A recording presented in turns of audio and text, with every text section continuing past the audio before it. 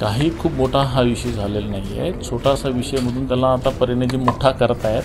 परंतु आमच्याकडेचे जे काही गेले ते खूप ग्रामपंचायत पण निवडून आले नाहीत असे लोक नेले आहेत. आणि हो, त्यांच्याकडचे काही सस्पेंड झालेले लोक होते जे विधानसभेमध्ये त्यांनी त्यांच्या पक्षाचं काम केलं नाही, ते लोकांना आमचे संपर्कमुळे पक्षप्रवेश केला म्हणून त्याची ते नाराजी आहे. परंतु त्याचा असा खूप मोठा हा विषय नाही, त्याच्यावरती काही असा आमची खूप पारंपरिक दुश्मनी असा विषय नाही.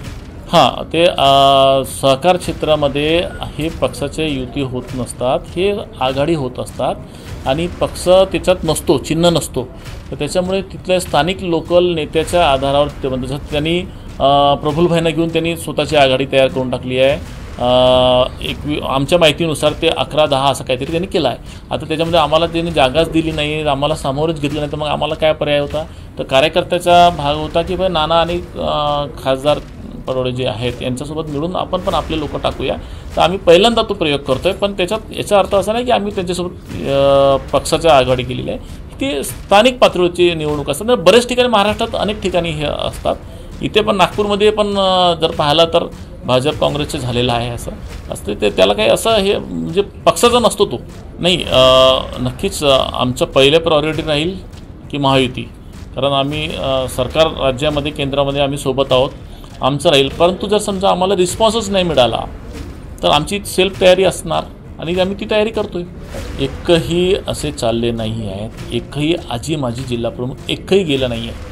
आता फेरबदलमध्ये एखादा छोटासा एखादा शहर प्रमुख, आता मला तुमच्याच माध्यमातून पत्र दिसलं, मला तर माझ्याकडे आला पण नाही, एखादा माजी शहर प्रमुख किंवा असं काहीतरी तो दाखवतो, राजीनामा देतो, पण असं काही तो विषय नाही आहे. आणि इतकं मोठा 6 जिल्ह्यामध्ये करत असताना कुठे ना कुठे थोडंफार किंतु परंतु होतं आहे.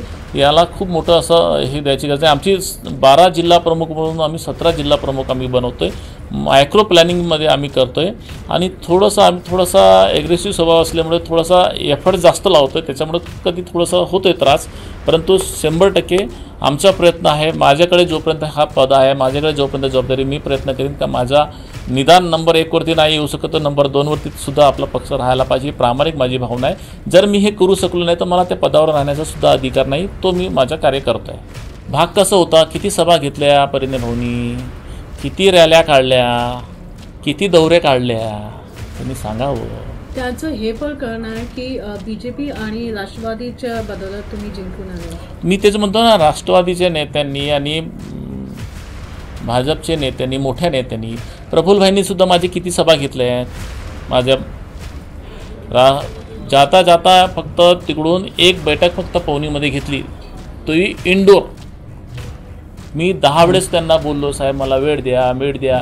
भाजपच्या नेत्यांना बोललो, परंतु तरी मला काही आग्रह नाही, माझ्या नाराजी नाही आहे. त्यांनी त्यांचं काम केलं. दम तो स्वतःच्या दमवरती युद्ध लढायचं असतं तर स्वतःच्या दमवरती, स्वतःमध्येच ताकद नसलं दुसऱ्यावरती आरोप लावणं हे चुकीचं आहे. पण मी कोणावरती आरोप लावत नाही आहे. त्यांना समाधान वाटत असेल परिणयजीला की त्याच्या भरोश्यावर तर चांगली गोष्ट आहे. पण प्रामाणिक जर केलं असतं काम, प्रामाणिक जर राहिलं असतं मला अजून आनंद वाटला असता.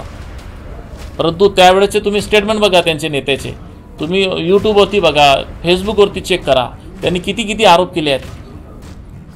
हे तेच होते. मी त्यावेळेस फडणवीस साहेबांना सगळ्या यादी पाठवली, त्यांनी पण मला नाव मागवलं, त्यांनी मी पाठवलं होतं सगळ्या गोष्टी.